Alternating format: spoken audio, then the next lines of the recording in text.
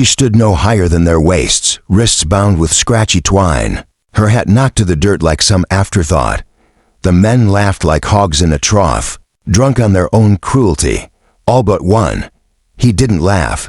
He dismounted in silence, eyes fixed not on her body, but on her tears. No one had asked her name. They just called her a gnome, or thing words meant to carve her down to nothing. That morning, as the sun clawed its way over the low hills outside Duster's End, Ruth was already sweeping the porch of the old saloon. She'd slept in the woodpile behind it the night before, curled like an animal that knew better than to ask for shelter. She moved soundlessly, not from pride, but from survival. Noise drew attention, and attention drew worse, especially when you were small, especially when you were different, especially when men thought hurting you was a kind of sport. 3 days. She'd been in Duster's End. That was already 3 too many. On the first day, a boy no older than 7 had spit on her boots just for looking at him. The second day, the barkeep offered her a coin to dance for his customers when she refused. He shoved her hard enough to crack her head on a table's edge. The third day had started quiet. She'd nearly finished sweeping when 3 ranch hands rode up like kings, strangers to her, but they smirked like they already knew how this would end. "You missed a spot, little goblin." One of them jeered, pointing at a spot behind her. "I ain't your servant," Ruth muttered, shifting aside. That was all it took. One grabbed her wrist. "Ain't polite to talk back," he said, voice thick with menace. The second man tied her hands while the third dug through a saddlebag and came back grinning. A wooden spoon clutched like a trophy. "We're gonna teach the freak some manners." She didn't scream, didn't plead. She'd learned long ago that begging only made them grin wider. But her lips shook as they shoved her to her knees, tied her to a post like livestock, her skirt catching dirt. The first crack of the spoon made her whole body jolt, but she stayed silent. Not a sob, not a whimper, until a voice cut through the dust, calm and low. "That's enough." Bootsteps, just one pair. The laughter died so suddenly it rang in her ears like a bell. She turned her head, blinking through dust and sun glare. He stood like the edge of a storm tall, shoulders broad, coat brushing the tops of his boots, skin darkened by years beneath the sun. His name was Marcus. No one in Duster's End had seen him in years. He didn't speak again, just stepped forward, bent down, and sliced through the twine with a knife meant for branding cattle. He didn't glance at the men, just helped Ruth to her feet, careful like she might crack.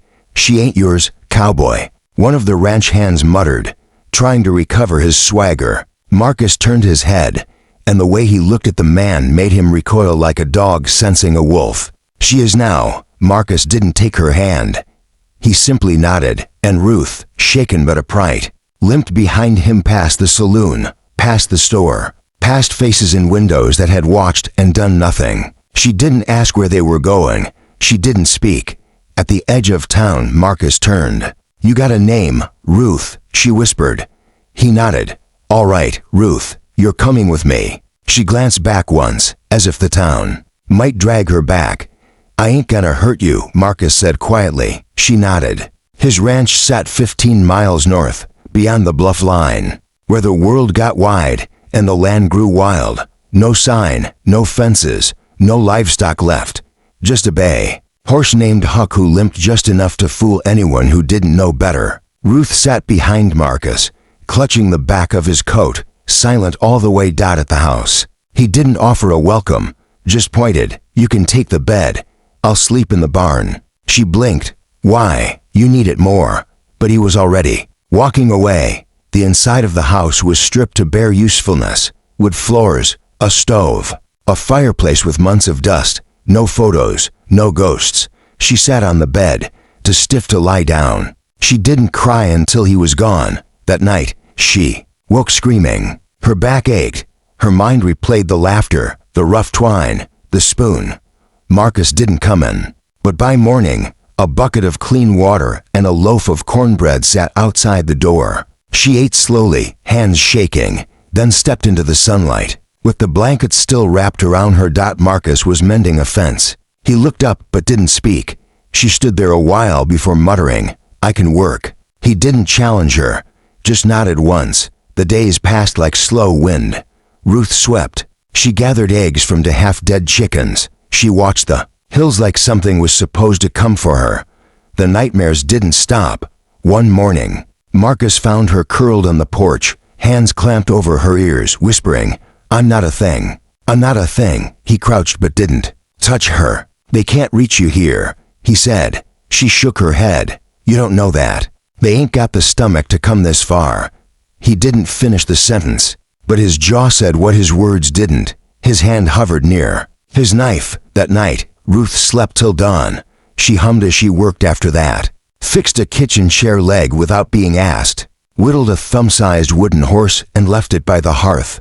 Marcus found it, stared long at it, then placed it on the shelf above the stove. Said nothing. Spring came in a rush. Snow vanished, and with it, the hunch in her shoulders. Her hair stayed tied tight, and she still flinched when hooves neared the gate, but her eyes didn't look so empty. One evening, as she sewed a patch into his coat and Marcus sharpened his tools, he asked, "Why were you in Duster's End?" She didn't look up. "Thought maybe someone there would help me find work." "I was wrong." "Where's your family?" "Gone." That was all. That night, Marcus slept by the fire. He didn't speak. Neither did she. But the silence wasn't heavy. It felt like shelter. In the morning, Ruth made coffee, burned the first pot, tried again, cursed under her breath loud enough to make Marcus laugh when he tasted the second batch.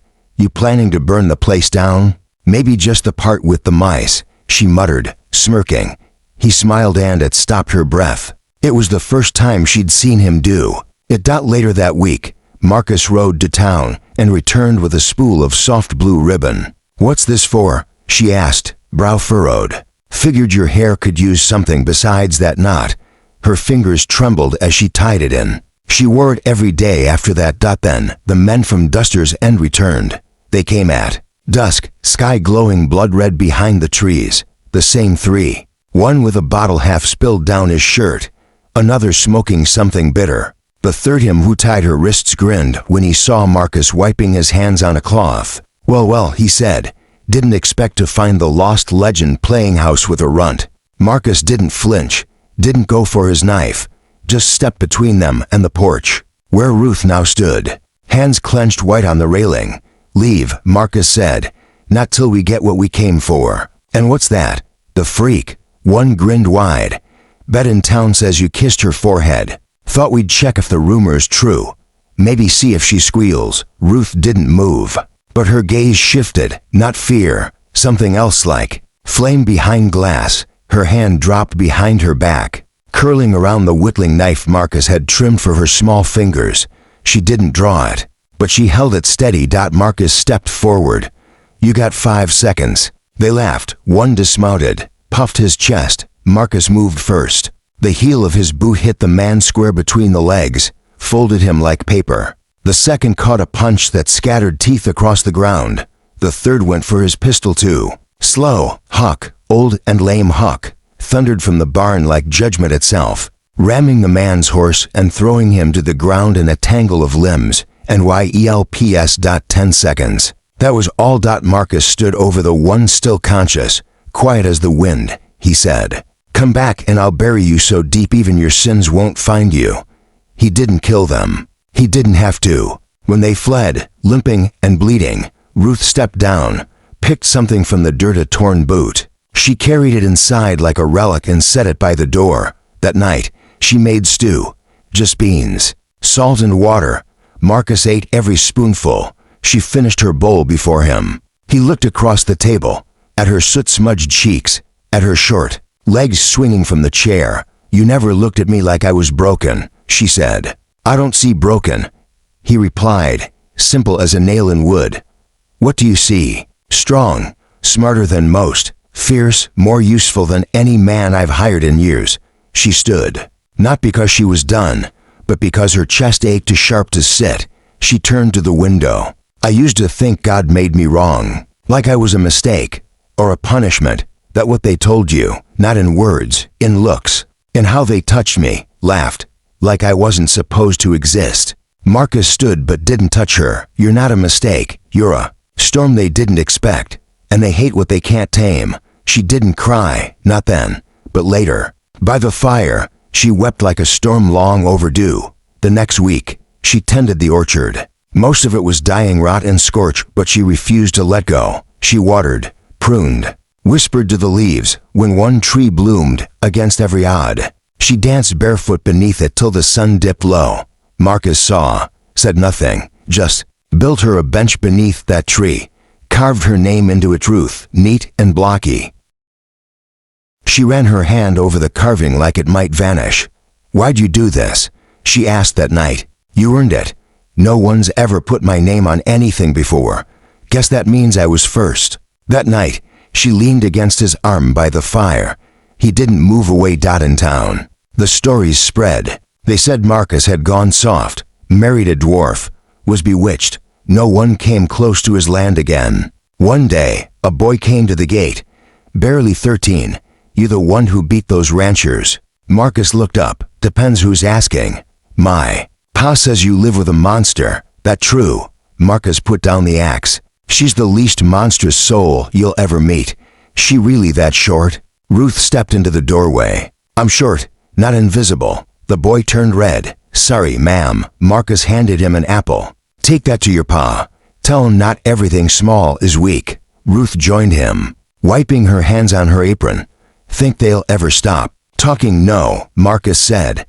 "But maybe someday they'll start listening." A week later, Marcus returned from town with something wrapped in cloth. Ruth lifted the corner pale yellow dress, handmade, hemmed shorter, perfect for her height. "You made this." "Miss Dot owed me a favor." Ruth touched the fabric with trembling fingers. "I haven't worn a real dress in years. Thought you might wear it Sunday." "What's happening Sunday?" "I'm asking the pastor to marry us."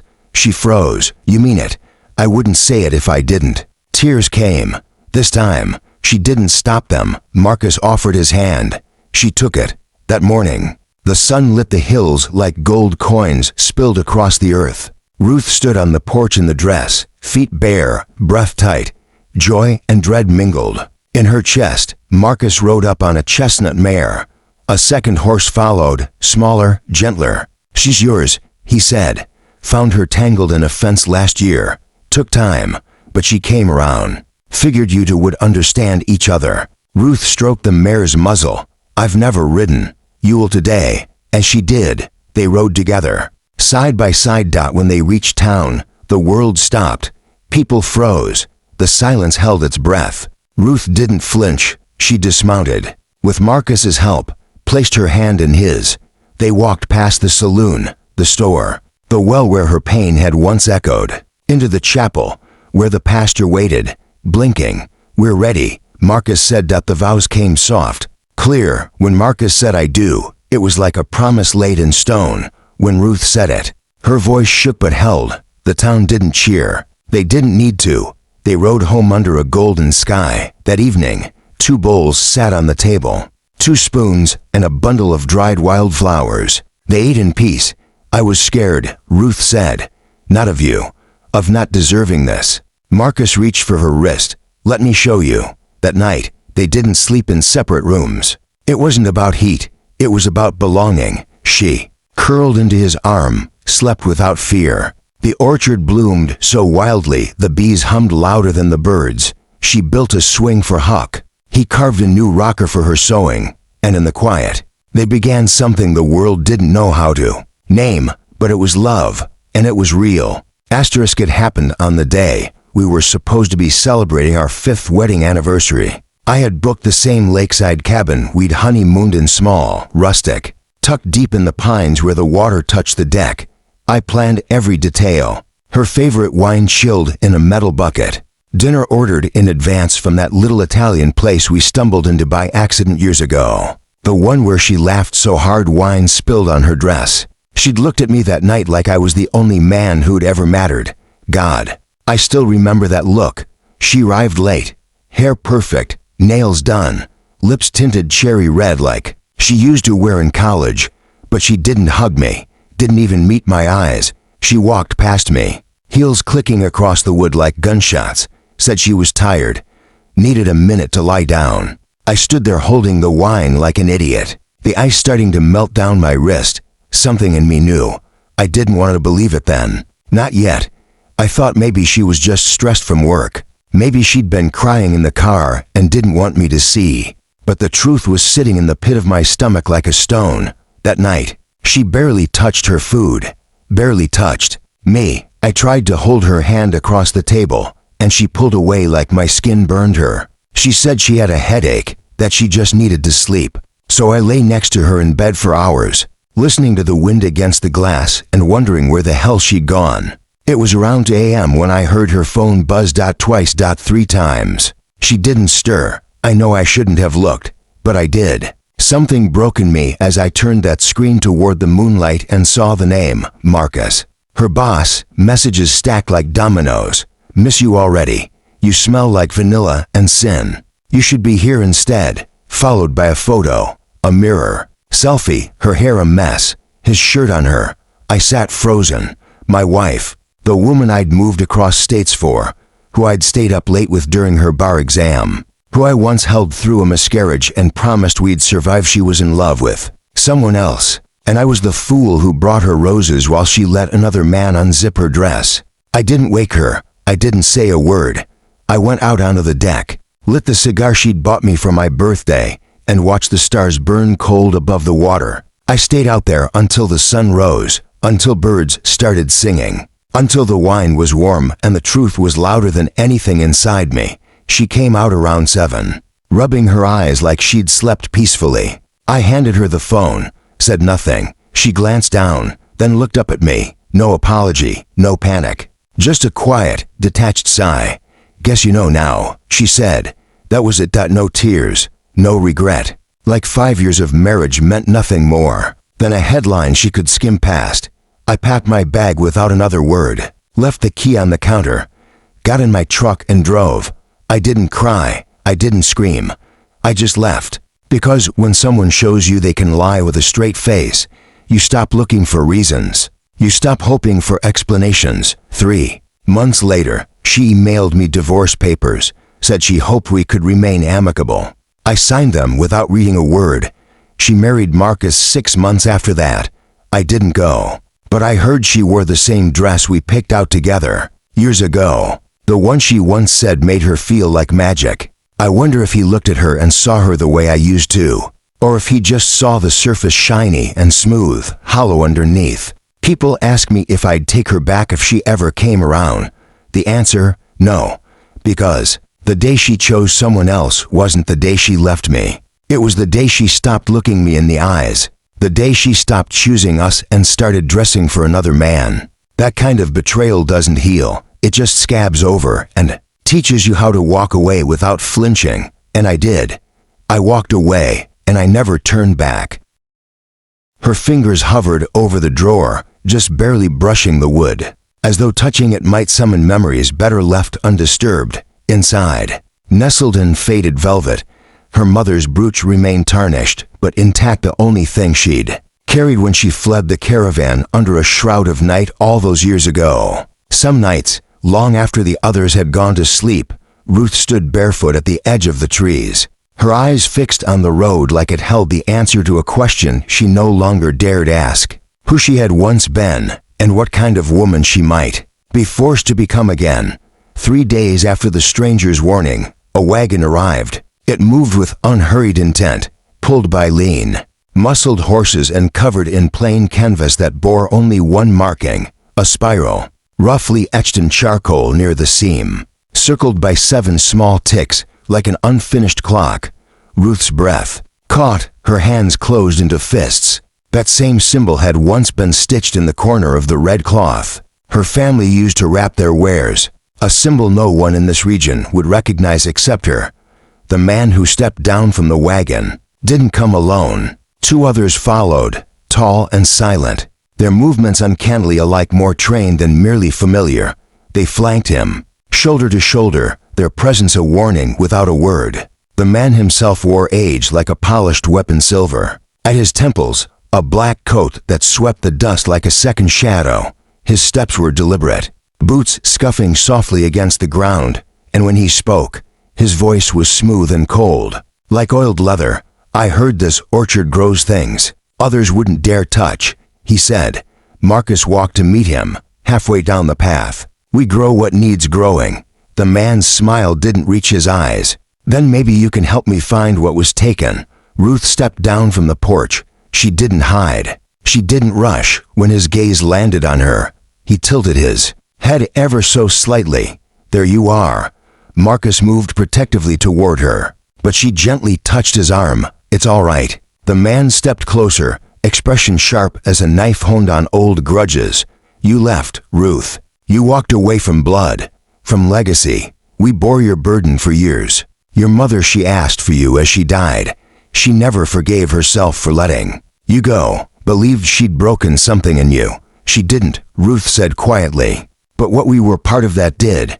His tone changed, tightened. "You made vows.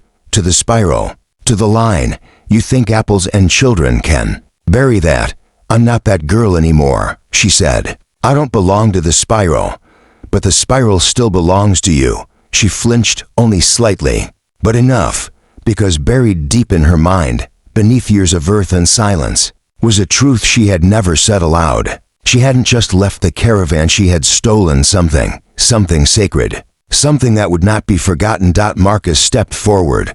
"Whatever she was, whatever you believe she owes, she's not alone now." The man's gaze shifted. "That's the danger. She never should have drawn others into her curse." Ruth exhaled slowly. "You want what I took?" He nodded once, without another word. She turned and disappeared into the house. The silence she left behind was drawn tight as a bowstring. The strangers didn't move. Marcus didn't either. His hand hovered near the old holster at his hip, not in threat, just in quiet readiness. When Ruth returned, she held something, wrapped in cloth. She unwrapped it slowly, carefully, revealing a small carved disc of wood no larger than a biscuit.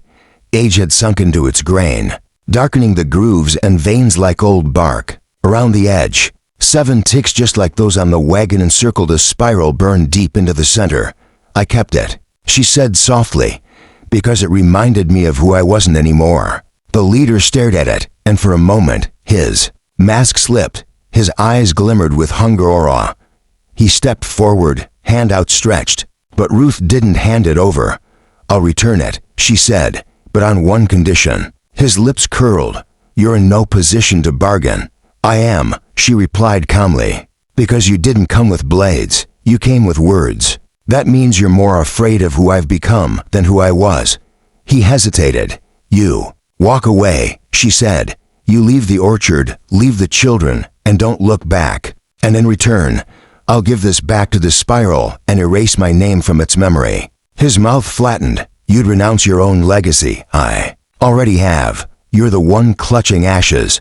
He held her gaze a long time. Then, at last, he nodded. She stepped forward and dropped the disc into his palm. He closed his fingers around it slowly, reverently. Then his eyes found Marcus again. "She's cost you more than you realize." Marcus didn't flinch. "She's given me more than I thought I'd ever have." The man turned without another word. As the wagon creaked away into the hills, Ruth stood unmoving. Marcus didn't ask questions. Only after the wheels vanished from view did she whisper, "I was supposed to be the next seer of the line. That disc was the anchor. It held old power. Power older than blood. I stole it the night I ran." "Why?" Marcus asked gently. "Because they weren't teaching me to see or heal. They were training me to control, to instill fear. I couldn't stay." He nodded. Then, after a pause, said, "If they come again, whatever they are, I won't let them take you. You can't promise." "That, I just did." The days that followed shifted, not darker, but quieter. Ruth moved with a slower grace. She smiled less, but each smile landed deeper. Something within her had been altered, not broken, just changed. Marcus stayed close when she allowed it, gave her space when she needed it, and the orchard responded. Blossoms deepened in color, fruit swelled with unusual speed. The children slept heavier, as if the land, sensing something old had been severed, rushed in to fill the hollow places with warmth. One evening, Mabel climbed into Ruth's lap and laid her head against her chest. "You're not scared no more, are you?" Ruth brushed the girl's curls from her forehead. "No, not anymore." "Good," Mabel said. "Because I want to stay here forever." Ruth held her closer. "Later, Marcus asked if she missed the life she left behind. She answered quietly, "I miss snowing, what I was supposed to become. But I'm learning to love what I became instead." On the first day of spring, a letter arrived. No postmark, no seal, just a folded paper tied with twine, left at the orchard's edge. Ruth opened it without a word. It read, "The spiral has closed. The line is broken. You were the last." She stared at it for a long time. Then she burned the letter, and for the first time in years, she laughed a sound from deep in her belly, wild and full. Marcus, hearing it from across the orchard, came, running, but when he saw her, arms lifted to the sky, laughing like a girl unburdened. He understood. She was freed at no more shadows, no more debts, only the orchard, only the family they had chosen, one day at a time. And then, as the sun dipped, behind the ridge, a rider appeared quiet, steady, not in haste. He wore no symbols, but in his arms he carried a child, a girl with eyes too old for her face and bruises dark and scattered across her skin. He stopped at the gate and looked at Ruth. "Someone told me this was a place that didn't turn away. The broken," he said. Ruth stepped forward. She didn't ask who the child was or where they had come from. She opened her arms. "Not broken," she said. "Becoming." The girl didn't speak for 3 days. Not when Ruth bathed her. Not when Mabel offered dolls. Not even when Marcus carved her an apple rose, just like he used to for Ruth. She simply watched, silent, sharp, memorizing every room's exit. The bruises on her arms faded into yellow blotches. Her knees bore scabs that hadn't healed right. But her eyes, those eyes were full of burdens no child should carry. Ruth knew the look. She had worn it herself once. No name came from the child's lips. The man had said only one thing before he vanished again. Swallowed by the road. She's the last of her blood. Do better by her than the world did. They called her Grace. Ruth said that's what it took to survive wounds that deep. By week's end, Grace had found her place beneath the orchard's oldest tree, a wide-bellied thing, leaning east like it bent toward secrets on the wind. There, she traced circles in the dirt. Not drawings, patterns, spirals, forks, paths. Ruth saw it once and felt something old stir in her chest, echoes of a past buried, but not dead. She said nothing, just sat beside her and shared warm bread. "Do you remember your mother?" Ruth asked. Grace didn't look up. She nodded. "Was she kind?" Another pause, then another nod. Ruth whispered, "Mine was too." But she didn't know how to stop hurting people. She thought tradition mattered more than love. At that, Grace looked up, her lips parted, voice trying to form, but it cracked. She turned away. Weeks passed before she spoke her first word. It was Ruth's name, and Ruth wept. Summer came. The orchard swelled with fruit. Marcus built a new room not from need, but love. Children, he said, deserved space to grow that wasn't borrowed. Ruth helped paint each window's trim a different color. Mabel chose sky blue. Jonah picked green, the kind that follows rain. Grace chose lavender. Lavender, the color Ruth had never dared to wear as a child, for fear it would make her stand out. Now it framed every window Grace called her own. The town hadn't forgotten the harvest or the trial, but kindness came in quiet ways. The mayor's wife sent wildflowers with notes, not apologies, acknowledgments. A few neighbors brought seeds and tools, no questions asked. It didn't erase what had been done, but it softened the edges. One day, a young schoolteacher, too new to know the old gossip, asked if Grace wanted to join the others for lessons. Grace nodded. Ruth braided her hair that morning. "Will they laugh at me?" Grace asked. "Maybe." Ruth replied, "Some people laugh when they're afraid, but you don't have to carry their fear. Just carry yourself." When Grace came home, dirt on her knees, chalk on her hands, she was smiling. "They asked about my scars," she said. "What? Did you say that they came from dragons? Did they believe you?" "No, but they said it was cool." Ruth hugged her until the sun dipped low. One day, the old woman came. No one saw her arrive. She simply appeared at the orchard's edge, where the air felt thin, skin like bark, eyes clouded white, yet piercing. "Vera," Ruth breathed. "The last keeper of the spiral." The woman rasped, "You've done what we never could." "I didn't mean to end it," Ruth whispered. I just wanted to live, and in doing so, you set us all free, even those of us who clung to it out of fear.